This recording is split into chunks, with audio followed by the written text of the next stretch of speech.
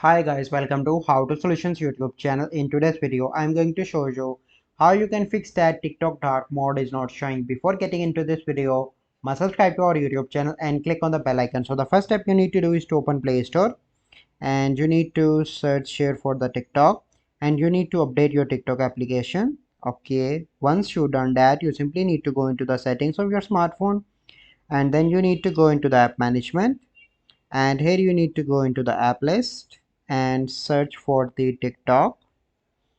Okay, and here you need to click on storage and cache, and the first step you need to clear cache, and after that you need to clear storage. Once you complete all those steps, you simply need to log in into your account in TikTok, and then you need to, once you log in, so it is now updating. Once you logged in, you are easily access to the settings, and there you can find the dark mode. So this is a process by which you can fix TikTok dark mode is not showing. I hope you find this video helpful. If you find this video helpful, must like this video, subscribe to our YouTube channel for future videos. We'll see you in the next video. Thank you, have a good day.